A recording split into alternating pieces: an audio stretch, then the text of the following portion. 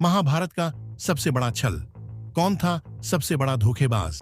यह एक ऐसा युगांतकारी संघर्ष था जिसने धर्म और अधर्म के बीच की रेखा को धुंधला कर दिया।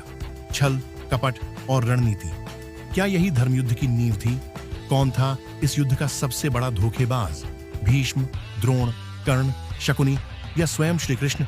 आइए इस रहस्य से पर्दा उठाते हैं। पहला छल। स्थान: राजसभा, स्वयंवर मंडप, भव्य मंच, शाही सिंहासन, चमचमाती दीपमालाएं। राजकुमार एक के बाद एक प्रयास कर रहे हैं। द्रौपदी एक सिंहासन पर बैठी है। अर्जुन ब्राह्मण वेश में धनुष उठाते हैं। सभा में हलचल होती है। द्रौपदी मौन में सोचते हुए, यह ब्राह्मण होते हुए भी इतना कुशल धनुर्धर कैसे हो सकता है? क्या यह कोई राजकुमार है? अर्जुन मछली की आंख भेदते हैं और सभा में हलचल मच जाती है। कर्ण क्रोधित होकर सिंहासन की ओर देखता है। यह छल है। यह ब्राह्मण नहीं, कोई योद्धा है। क्या यह नियमों के विरुद्ध नहीं है?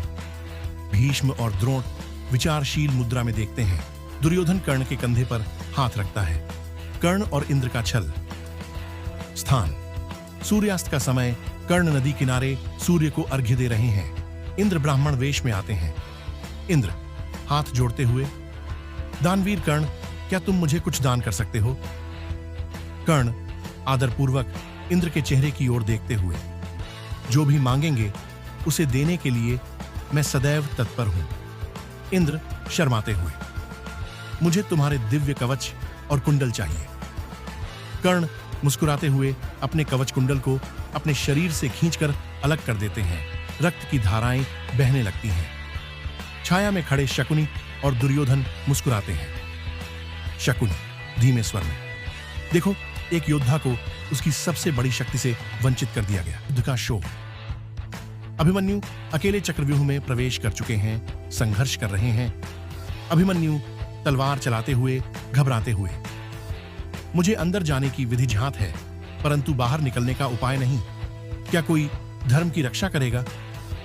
द्रोण, कर्ण, दुर्योधन और शकुनी एक कोने में खड़े होकर योजना बना रहे हैं। द्रोण गंभीर स्वर में कर्ण की ओर देखते हुए, जब तक अर्जुन यहां नहीं आता, इसे परास्त करना ही होगा।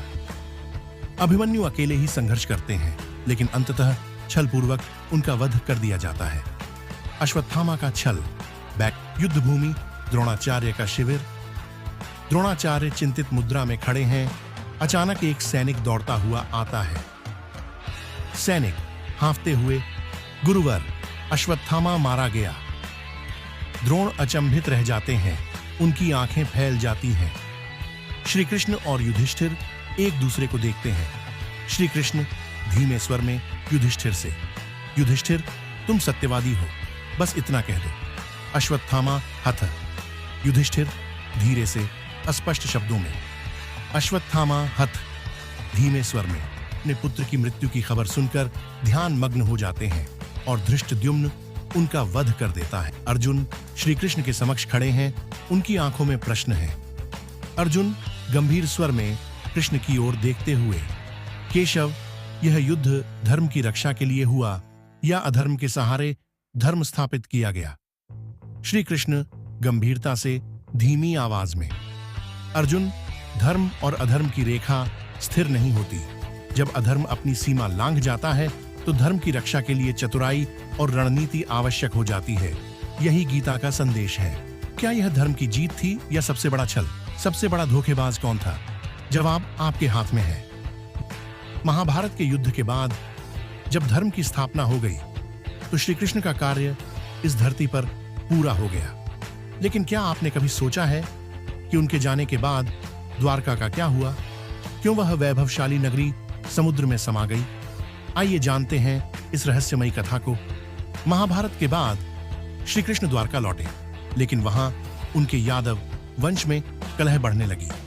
ऋषियों के श्राप के कारण यादव आपस में ही लड़ने लगे। एक दिन प्रभास क्षेत्र में शराब के नशे में यादवों में भयंकर युद्ध हुआ, जहां वे एक दूसरे का संहार करने लगे।